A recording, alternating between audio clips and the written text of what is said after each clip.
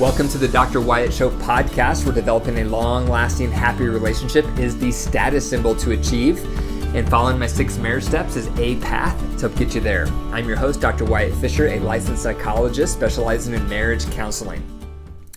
My new course, Matrimony, is finally live.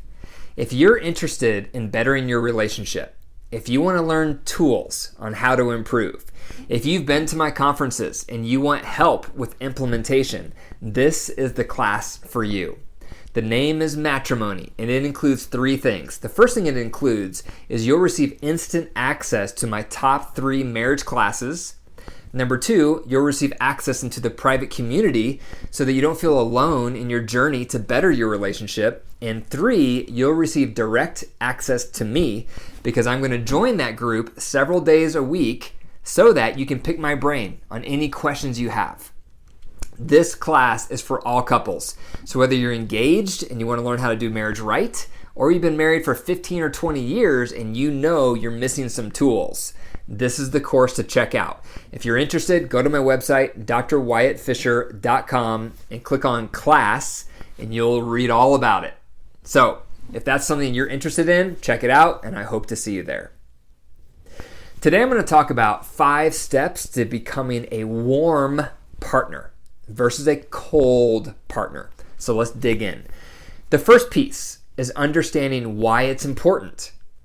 So a cold partner is a partner who doesn't smile. It's a partner who is not affectionate. It's a partner who's standoffish. They're overly reserved. They stick to themselves. That's a cold partner. And it's hard to feel safe with a cold partner. It's hard to feel connected with a cold partner. And research shows over and over when people have a choice between picking a warm person versus a cold person, they pick the warm person every time. And the warm person is someone who smiles. It's someone who's affectionate. It's someone who says kind things. When you're around someone who's warm, we let our guard down. It makes us feel safe. We open up. So obviously, we all desire our partners to become warm people. And the question is, are you? Are you a warm person? Are you a warm partner? And that's step 1, again, is understanding why it's important. It's important for all of us to strive toward becoming warmer because that's going to make our partner feel closer, more connected, and that's going to bless our relationship. It's going to benefit our relationship. It's going to boost our connection. The second reason you want to become a warm partner is you have to understand what's influenced you.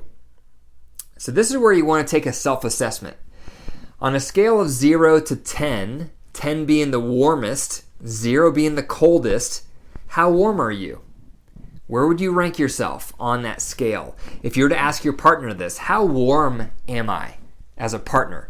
10 being the warmest, 0 being the coldest. Ask them that question and see what they would rank you.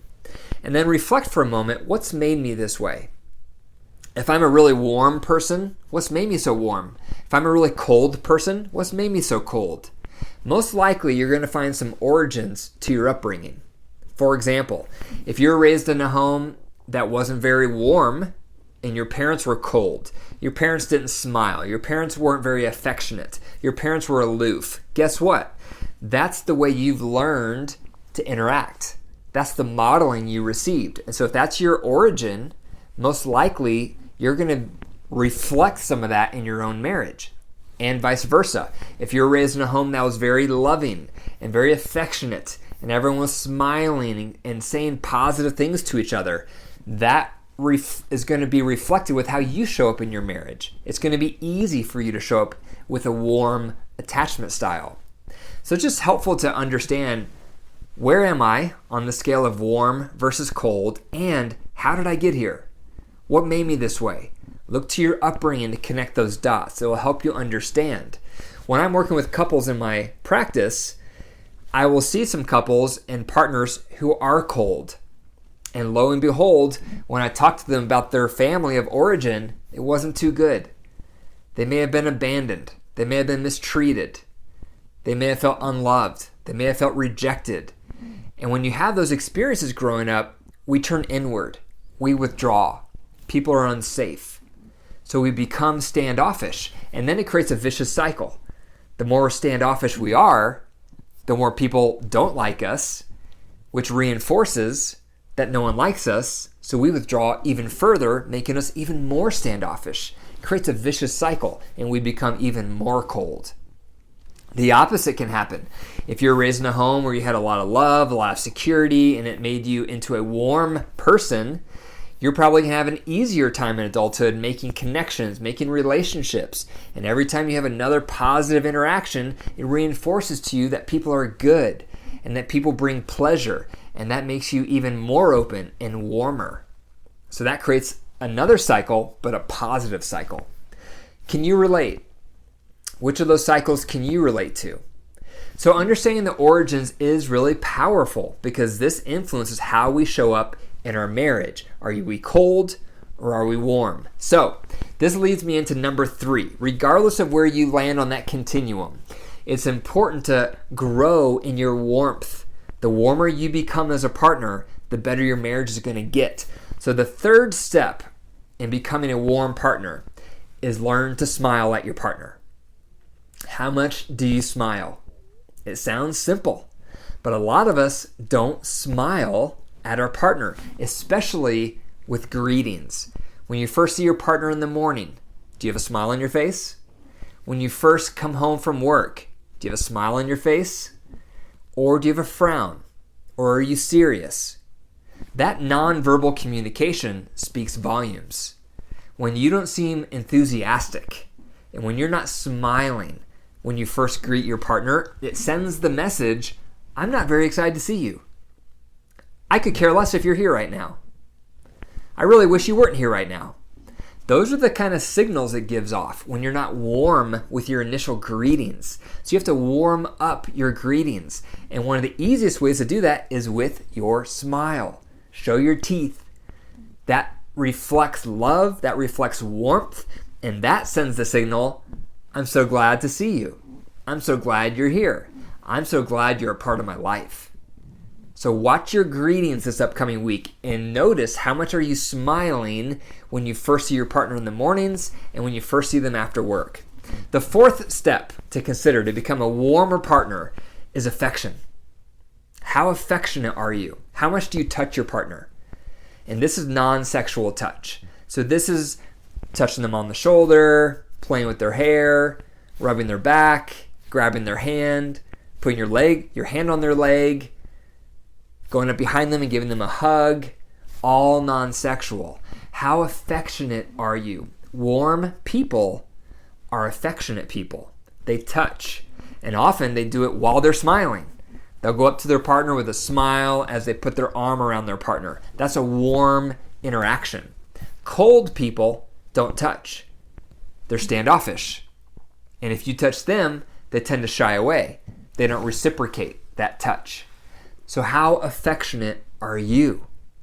You want to work on becoming a more affectionate person, regardless if it feels comfortable, regardless if you like it, regardless of your personal preference. Become more affectionate. It's going to benefit your relationship. It's going to make you into a warmer person. And try to fuse those things together, a smile and a touch. A touch and a smile. They go hand in hand, and it will make you a warmer person, a warmer partner. The fifth step to becoming a warmer partner is kind words. How kind are your words to your partner? Kind words can be compliments. Kind words can be empathy. Kind words can be anything pleasant that comes out of your mouth. How kind are you? Or how unkind are you?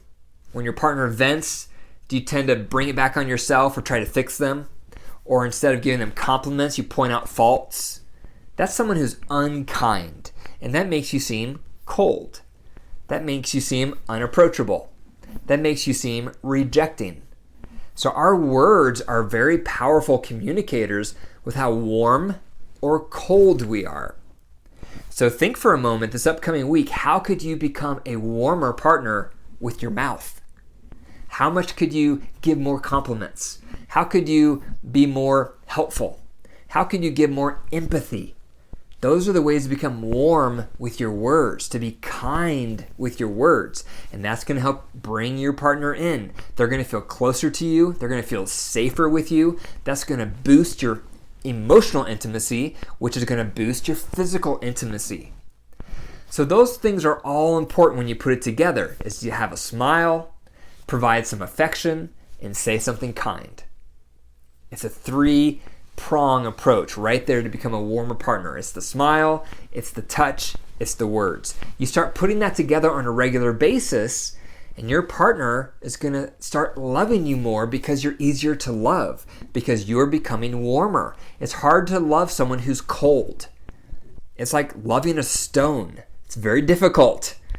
But the warmer you become, the more loved your partner is going to feel, and the easier it's going to be for them to love you. So those are 5 steps to becoming a warmer partner. Number 1, understand why it's important, because most people prefer warmth over cold. Number 2, understand what has influenced you on where you land on the cold versus warm scale. Number 3, smile more, especially with greetings. Number 4, provide affection, non-sexual touch. And number 5, say kind words. Thank you for listening to the Dr. Wyatt Show podcast. If you enjoyed the episode, be sure to click the 5 stars and leave a review. For more marriage resources, go to my website, drwyattfisher.com. And remember to click out my new class, Matrimony. Click on class once you come to my website. Remember, your marriage is alive. So if you want to nurture it and care for it, it will grow. It will come back to life. But if you stop watering it, you start neglecting it, it will wilt and die. The choice is up to you.